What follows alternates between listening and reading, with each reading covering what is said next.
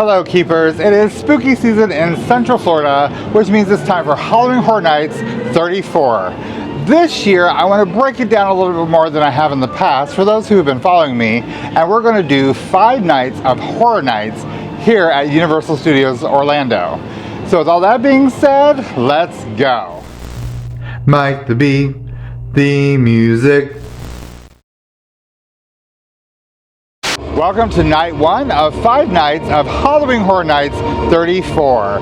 In this video, I just want to go over basically the overview of the entire event. We're not going to get into specifics or details. I just want to kind of give you a rundown of everything you can possibly experience if you decide to visit Horror Nights for this year or are looking forward to other years to come. Now, I do want to talk about a few things if you're coming to the event for the first time. Of course, if you've been here, you're a veteran, you know what's going on. If you've never been, there's probably a few things you should know before you actually get into the event and then get your night going. So the first thing is, you gotta have a ticket. If you don't have a ticket, you're not getting in. So make sure you get a ticket for a specific night or nights that you want to attend. Always check the dates on your tickets, never take them for granted. Make sure you're getting the right tickets for the event. There are single night tickets or multiple night tickets as well. I get a frequent fear pass so I can come on many nights throughout the season because I just really love this event. So again, make sure you're checking those dates, because if you get all the way to the gate and you don't have the correct ticket for that night, you will be turned away. Alright, so you have your ticket. Let's talk about Stay and Scream. Now, Stay and Scream is a little different this year than it has been in the past. Normally, you get here, you check into a holding pen. If there's room in that pen, they'll let you in, and that's where you stay until it's time to scream. Now, usually those pens would be assigned to different houses, and then so you will be able to enjoy those houses early before everybody else while you're staying to scream. This year, you enter the park and you go to a checkpoint. You present your Horror Nights ticket, and then you get a wristband. Once you get your wristband, you are free to roam the park all night long without any interruption, as long as the things are still open, which is pretty amazing because it calls for a lot of short lines. You can jump into a line for a house that's going to open early, and then you can get a lot more done, especially if you only have one night to experience this event. I do also want to mention with Stay and Scream, you do have to have a regular park admissions for the day in order to enjoy a Stay and Scream, hence the name. So you have to have a park ticket, an annual pass, or you can put on the extra to come in a few hours early so you're in the park before 5 o'clock when Stay and Scream begins and the park closes to the regular guests. If you don't have a regular admission, you didn't buy the add-on, you gotta wait outside the gate until they open them up for everybody who has a regular park admission for Halloween Horror Nights. So one of the other advantages of doing Stay and Scream is some of the food booths do open early. So if you're looking to try any of the specialty foods they have for the event, this is actually a really good time to do that. The lines aren't super long. You can usually find somewhere to sit and enjoy the food before the event actually begins. Thank you for visiting Universal Studios Florida. The park is now closed as we transition to the Halloween Horror Nights event. If you're not staying for the event, please make your way to the studio exit located at the front of the park. Thank you for visiting with us today, and we hope you enjoy the rest of your time at Universal Orlando Resort. So this year over in the New York area is where you will find this year's Tribute Store. Now, for those who don't know, it is the 10th anniversary of the Tribute Store. So it is a homage to all the Tribute Stores in the years past. So there's all kinds of stuff in there you can look for. So if you've been to any of the Tribute Stores before, keep your eyes peeled because there's actually a lot in there. And don't forget to look for Earl the Squirrel. He is in there, trust me, I did find him. So of course, the main event are the houses. This year there are 10 houses you can experience. Some are IPs, the intellectual properties that people know and love, and then others are original houses with their own original storyline for this event. Some people like the IPs over the other houses. We'll get more into that in another video on another night. Along with the 10 houses are the scare zones. This year they are featuring 4 scare zones. So what exactly is a scare zone? So some people count a scare zone as a house. So it is an outside portion in the park when you're going from house to house, or you're going to go get something to eat, or you're just walking around. These are little kind of like areas that they have a theme, a story, and they have scare actors walking around ready to scare you at any moment. So just keep your eyes peeled. You never know who's actually a scare actor and who's not. One little tip too is to keep an eye on the sky. The weather is always unpredictable here in Florida, so if it says there might be a chance of rain, there's probably going to be a little bit of rain. So just come prepared, bring a poncho, bring an umbrella. Just know that when you go inside the houses, they usually have you put those away. So be prepared for that as well. Some lines are covered, but not all of them. So just prepare for the weather.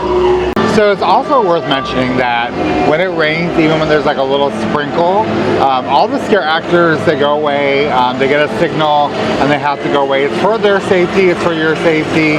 So if you're here on a night when it's supposed to rain a lot or possibly even sprinkle, just be aware of that. So you might be walking around to kind of an empty park, which is a little bit of a bummer, but again, it's all for safety, it's for everybody's safety, and we want people to be safe and have fun. So along with the houses and scare zones, there are a few other extra things they included this year.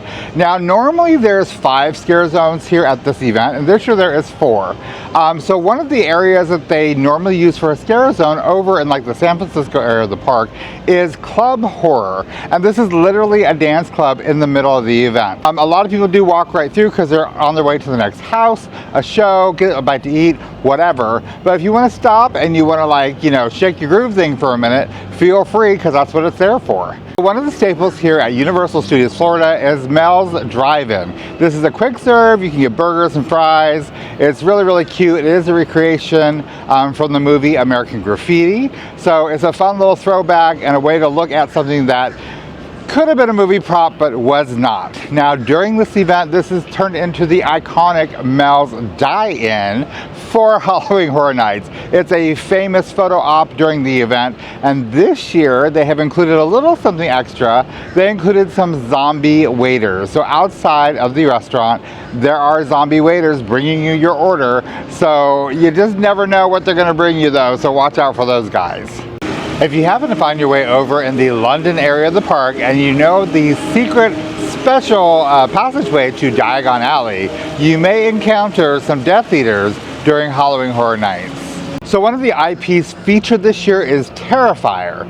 So for those of you who don't know the movie or movies, Terrifier, I did watch the first one. I'm not really a fan. I really couldn't get into it. It wasn't for me, but I had to watch it because it's featured this year. It is a house. But also one of the extras is Art the Clown from the movie Terrifier is roaming around Universal Studios terrifying people. You never know where he's going to be. You never know what he's going to do. So just kind of keep your eyes peeled for Art the Clown. So right behind me on the lagoon, they are bringing back a lagoon show for this season. It's called Haunt-O-Phonic. This is a bunch of basically Halloween-esque songs that they've pretty much put together in a playlist for you. There's the fountains, there's lights, there's projections. It's a good time, it's a good show to kind of get out of the norm and just take in the show. Now it is in this theater, which is standing room only. So keep that in mind. If you do decide to come and enjoy the show while at the event, there is no seating, so you will be standing while you're watching this performance. So returning this year is the Nightmare Fuel Gang, and they're here for another incarnation of their show. I believe this is the 5th year they've been here. I don't want to talk about it right now. I don't want to give my review right now, because if you've been following me, you know how I feel about this group.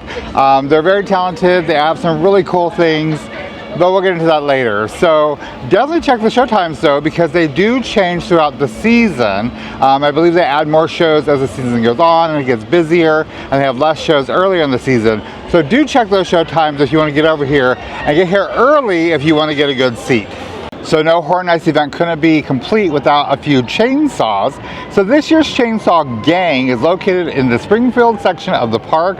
They are a clown chainsaw gang, and they're just roaming around, just scaring the pants off of people. You never know if they're gonna come around a corner, pop out behind somebody, or just walking normally until they decide to rub that sucker up and come after you. So if you wanna see the actual Chainsaw Gang, you gotta head over to Springfield. There is a new feature, I guess, this year that has sparked a little bit of controversy here at Universal Studios Florida. It is the Deathly Afraid necklace. So what this is a light up necklace that you can purchase. I believe it's $20 for the necklace. And what this does is it gives you somewhat of immunity when walking through the scare zones. Now, this does not guarantee that you won't be scared or startled or whatever, but if you're walking through the scare zones and you have this necklace on and it's lit up so they can see it, chances are the scare actors will see it and they will not startle you like they would probably somebody else. There's been several people who have these on, they've tried them out. They do work, but again, it's not a guarantee. So you still might get a little spooked, a little scared. So if you really don't like these types of events, you probably should really think about it before you purchase that ticket. Well guys, that's it for night number 1 of 5 nights of Halloween Horror Nights. This was just the overview. We're gonna do a deep dive on the other nights of this event to give you a little bit more insight of what's going on this season at Halloween Horror Nights 34. As always, I want to thank you guys for following along on these little adventures of mine. And as always, I am Mike the Bee. You never know I'm going to be. I'm just going to be. You be too. I'll see you guys later. Bye.